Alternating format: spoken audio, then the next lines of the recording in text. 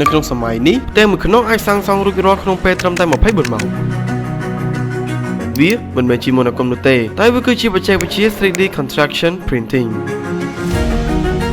ដែលកំពុងអប់រំវិស័យសំណង់ទូទាំងពិភពលោកជំនួសឲ្យការប្រើកម្មកររាប់សិបនាក់ម៉ាស៊ីនយក្សនេះប្រើប្រាស់ប្រព័ន្ធ Robotic Arm និងបេតុងរូបមន្តពិសេសដែលរឹងមាំជាងបេតុងធម្មតាវាអាចបង្កើតរូបរាងផ្ទះដែលសិប្បករពីមុនមិនដែលសូម្បីតែហ៊ានស្រមើចង់សង់ចង់បានផ្ទះរាងមូលដូចនំដូណាត់ឬរាងដូចសត្វទាសូម្បីតែផ្ទះរាងដូចយាវអវកាសក៏ម៉ាស៊ីននេះបោះពុំបានដែរអបអារម្មណ៍រឿងជួបជាងដៃឆៅដៃទឹកសង់ផ្ទះមិនត្រង់បត់បែនដូចនេះបច្ចេកវិទ្យាមួយនេះមិនត្រឹមតែចំណេញពេលវេលានិងកាត់បន្ថយសម្រាមសំណង់ទៅដល់ 60% ប៉ុណ្ណោះទេប៉ុន្តែវាគឺជាក្តីសង្ឃឹមតែមួយគត់របស់មនុស្សជាតិសម្រាប់ការសាងសង់ជំរកដំបូងគេនៅលើភពអង្គារនាពេលអនាគតចុះអ្នកវិញតើហ៊ានរស់នៅក្នុងផ្ទះដែលសាងសង់ដោយម៉ាស៊ីនមួយនេះទេខមមិនប្រាប់ខ្ញុំផងជាចុងក្រោយខ្ញុំសូមអរគុណអ្នកទាំងអស់គ្នាសម្រាប់ការទស្សនាវីដេអូមួយនេះកុំភ្លេចជួយ like ជួយ subscribe ជាមួយនឹងសញ្ញាកណ្ដឹងដើម្បីតាមដានព័ត៌មានពិភពលោកជាមួយនឹងខ្ញុំវីដេអូនេះដំណើរការបានទៅដោយ V Cafe ឈ្ងុយឆ្ងាញ់លើសពីកាហ្វេធម្មតាសម្រាប់អ្នកជំងឺទឹកនោមផ្អែមគឺអាចញ៉ាំបានជួយសម្រួលដល់សរសៃឈាមបេះដូងលើសជាតិខ្លាញ់ជាតិអាស៊ីតនាំចូលពីប្រទេសម៉ាឡេស៊ីដោយក្រុមហ៊ុន Voltan International